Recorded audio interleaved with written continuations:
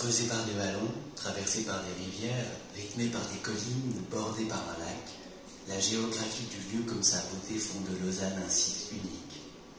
De ce relief exceptionnel dépendront en grande partie des spécificités de l'évolution et des transformations urbaines. Centre cosmopolite, Lausanne est au cœur de l'Europe. Les liens économiques, culturels et politiques qu'elle tisse depuis plus de 2 000 ans avec l'extérieur fondent sa richesse et sa renommée. Pendant la période romaine, Lousona se trouve au sein de l'immense marché économique de l'Empire. Si les transports se font surtout par le lac et les fleuves, ils empruntent aussi des routes comme celle tracée par l'empereur Claude vers l'Italie via le col du Grand Saint-Bernard. Dès le IIIe siècle, les Lausannois quittent le site de Vidi et les bords du Léman pour la colline de la Cité, 4 km au nord. La fin de la paix romaine, les menaces d'invasion et le ralentissement des échanges commerciaux leur font préférer une position 170 mètres plus élevée, plus facile à défendre. L'installation d'un siège épiscopal par l'évêque Marius d'Avanches, Saint-Mère, à la fin du VIe siècle, dope le développement économique et culturel de la ville qui s'affirme de plus en plus comme un axe de communication vital.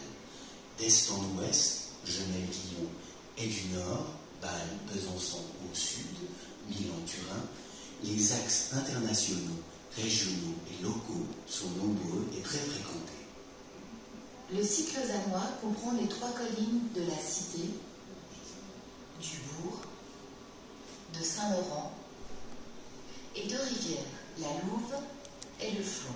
Des cours d'eau qui ont creusé de profonds sillons dans la molasse grise de Lausanne, la pierre tendre qui compose le sous-sol de la ville. C'est sur ces collines et sur les moraines latérales, comme celle de Montbenon, que Lausanne va d'abord se développer. But d'un pèlerinage à la Vierge très populaire au XIIIe siècle, étape sur le chemin de Rome et de Saint-Jacques-de-Compostelle, Lausanne attire des foules de fidèles qui contribuent à son fulgurant développement économique au Moyen-Âge et s'entoure d'un impressionnant réseau de fortifications qui restera en place jusqu'au XIXe siècle. Si la colline de la Cité possède déjà un dispositif défensif remontant à la période mérovingienne, 6e, 8e siècle, l'extension de l'enceinte, suivant le développement de la ville, se fait du XIIIe au XVIe siècle. Les principales portes et tours sont celles de Saint-François, Saint-Étienne, Marteret, Halle, Saint-Mère,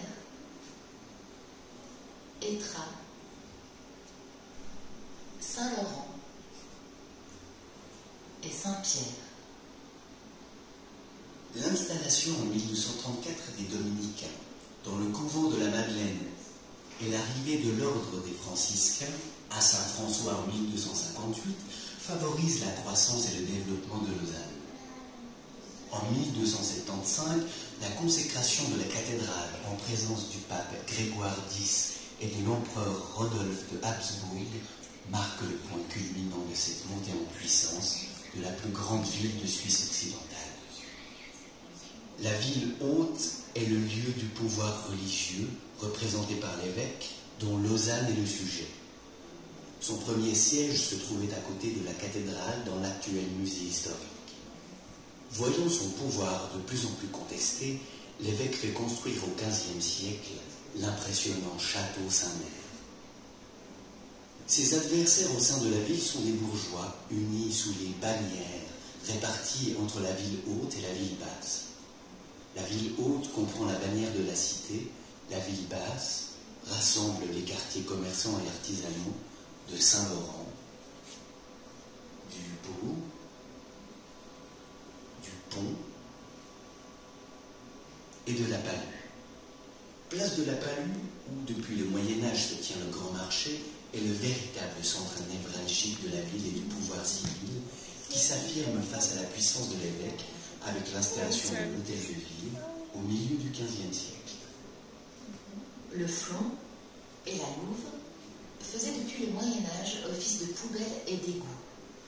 Outre la puanteur qui s'en dégageait, les risques sanitaires étaient permanents. Choléra, la suite d'une épidémie de choléra en 1832 que la ville décide d'enterrer le flon. Mais le danger vient aussi d'ailleurs. Une année plus tôt, le 4 septembre 1831, une crue a provoqué de graves inondations, faisant une dizaine de morts et d'énormes dégâts matériels. Le voûtage de la louve et du flon a permis non seulement de sécuriser l'espace urbain, mais aussi de libérer des surfaces importantes, facilitant les constructions et la mobilité dans un contexte d'expansion très rapide. Les ponts Pichard, 1844, Chaudron, 1905, et Bessières, 1911, le tunnel sous la barre, 1850, les passerelles du flon, 1960-2000, ont été construits dans un même but, faciliter le passage des véhicules et le transport des marchandises, favoriser les accès aux principaux quartiers du centre et le transit sur les grands axes routiers à travers et autour de Lausanne. 1856 marque l'arrivée à Lausanne du premier chemin de fer, qui traverse la ville horizontalement, d'abord depuis l'ouest. Pourtant construite à demi-pente, la gare entraîne la création d'un nouvel axe de communication verticale entre le lac et les hauts de la ville. Pour le transport des voyageurs et des marchandises vers les bords du Léman et le centre, on inaugure en 1877 le Lausanne-Ouchy. En 1899, entre en service un autre funiculaire reliant le Vallon au Signal, à 637 mètres d'altitude. Entre 1867 et 1874, on perce les avenues du théâtre, de la gare et d'Ouchy. En 1890, le boulevard de Grancy et les quais d'Ouchy en 1901. La construction du métro M1 en 1991 prolonge l'axe horizontal vers l'ouest en direction de l'université et des écoles polytechniques, là où se développe le Grand Lausanne. En 2006, c'est le M2 qui renforce l'axe vertical d'Ouchy aux Croisettes. À partir de 2018 se construira le M3 en direction du nord-ouest et l'aéroport de la Lécherette.